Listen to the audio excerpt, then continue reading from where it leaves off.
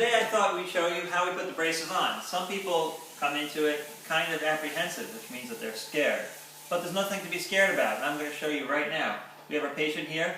We just told her about a minute ago, asked her if it's okay, and she said it's fine. And you're going to see how hopefully she will react as if nothing is going on that's really scary. Because all we do is we glue on the braces. I'm going to show you exactly everything. Simma's in the other room. She's actually taking the braces off on a very happy patient whose smile looks absolutely magnificent, thank God. So we have the whole circle of life here, the whole life cycle of braces. We start with this. Doesn't look like a very good start because it looks kind of big. And yes, it goes in your mouth, but don't worry. Your lips and cheek can accommodate it, so it's not so bad. It goes right in like this. For her, I chose a medium because she has a medium-sized mouth. Even though her mom says she has a big mouth, I sized it up a little differently. Now, it fits in beautifully, and as you can see, even though it may look interesting, and your grandchildren have a good time laughing at this down the road, it's actually not painful at all, right? See? Because the cheeks expand. But for me, it's great because I get to see the teeth, which is important. Now, she puts her chin up. Meanwhile, just catching you up, our other patient is in the spit center, washing and rinsing vigorously, and staring and admiring her beautiful smile. Okay, but here we go. This is very important. The first step, fluoride. Fluoride on the teeth. Why do we put fluoride on the teeth? Because when the teeth are slick, for those of you who are in Israel long enough, you'll understand what I'm about to say when I say the saliva does sponge on them every day. That means that the saliva can clean look at this, it's a smooth surface of the teeth. Very, very, very rare to find cavities in the middle of the smooth surface of the teeth. But when we put the braces on, so now those smooth surfaces are rough. There's like a place for food and all kind of junk to collect. So we put fluoride on it to protect the teeth. We do have some yeshiva boys who consider it bittul Torah to brush their teeth, and food collects around the teeth. And sometimes I have to even show them which end of the toothbrush is the working end. It's the one with the bristles, for those of you it's the one with the hairs on it, for those of you who are wondering at home, feeling embarrassed. Okay, the fluoride's on the teeth. The reason I'm saying that is because the fluoride's not enough. In addition to fluoride, you have to brush around the brackets.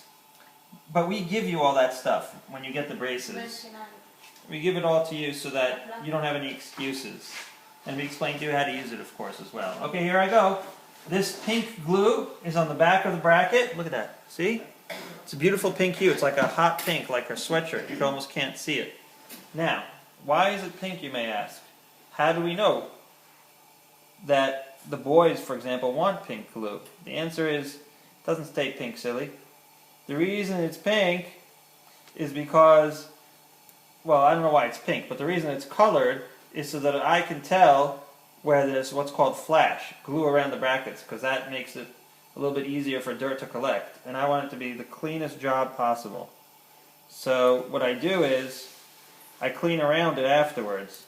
And then after I clean around it, then I cure it with a light. And once I cure it with the light, the pink glue becomes clear and you can no longer see it. Oh, there you go, just on cue. Simma passed me the light.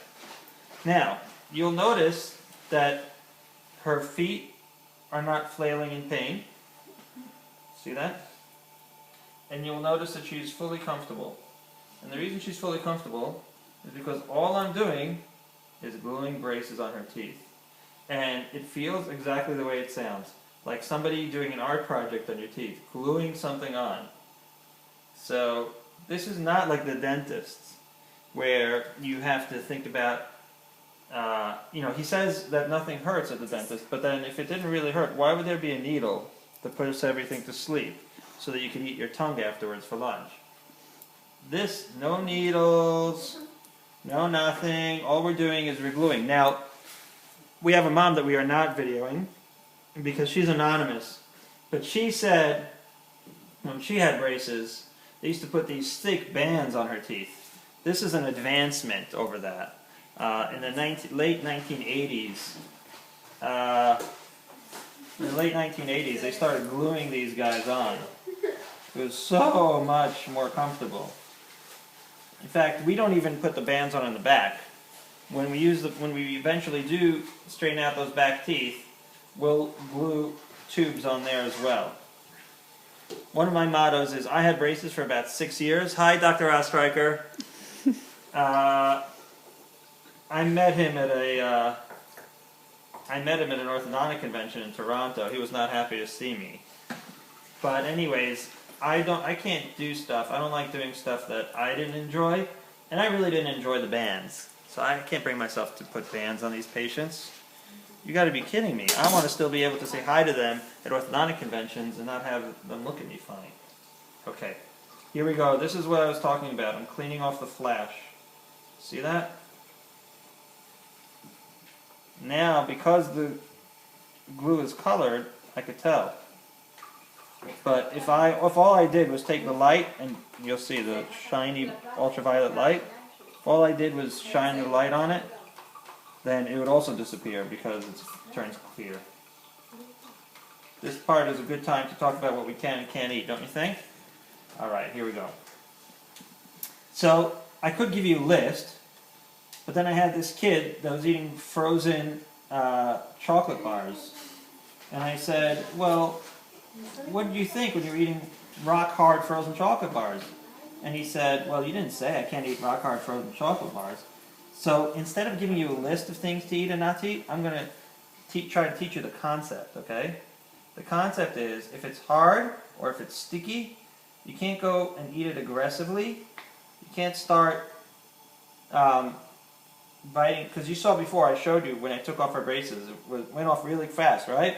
Quick and easy, okay? Well, I don't want you to get any ideas and start taking off your braces when you think you're ready by yourself. So, what you have to do is you eat a little carefully. Everyone gets used actually to a new way of eating, which is do more chewing in the back, which is healthier anyway, and less biting into things like an animal. Okay? Because when you bite into things with your front teeth, you could sometimes knock the braces off. But on the back here, on the chewing surface of the teeth, you don't have any braces, so I don't mind. Now, the whole key to orthodontics is the placement of the brackets. So, even though it looks like I'm just eyeballing it, I'm being very precise about where I'm putting it. I'm watching where it is relative to the incisal edge. You see how this one is in line with the incisal edge, about 2 millimeters away, and this one is in line with the other incisal edge, about 2 millimeters away. And even though they don't look straight next to each other, they're going to look even more crooked when I put the wire on. But that's the whole idea. The wire is made out of nickel titanium, and when the wire straightens out, that's when the teeth straighten out. And I don't only look at it from this direction. Oh, look, she has a scratch. It's psychosomatic. She doesn't really have a scratch, but she thinks she does because the mind plays games on you. Now she's going to open just a very tiny bit. And I see from here, it's called from the long axis of the tooth. I want to make sure it's perfectly straight. And it is. So now I'm ready for the light. This part really, really hurts. Or not. You don't feel it at all. It's just a light. Okay? So, like 5 or 10 seconds on each bracket just to make sure it's nice and dry. And now it's being glued on. Here we go. See? Now, I have this orange shield to protect me from the ultraviolet light, because if you stare at the ultraviolet light for your whole career, or at least that's what they tell us in dental school, they always wheel out some like really, really veteran guy who's been retired for 20 years and he said, my friend, he didn't have an orange shield and he blew out his retina when he was 35. So that scares us. So we try to be very, very careful. At least I do, not to stare at the light. Okay, so we're almost done. I did the first cure on every tooth so far. We're starting with the top teeth. A lot of people, I offered for her to do the top and the bottom. I don't even always offer that. I offered it to her because she seemed like a nice kid, and also because she had enough of an overbite that when she bit down, she wasn't going to knock them off. That's very common.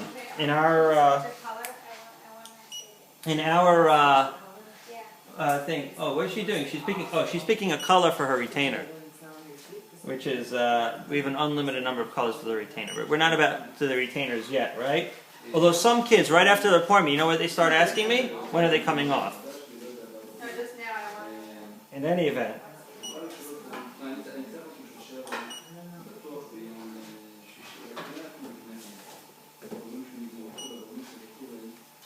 Okay, we will cut and edit.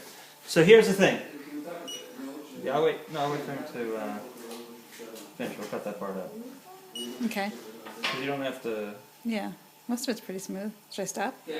stop for now. Yeah, we'll start again.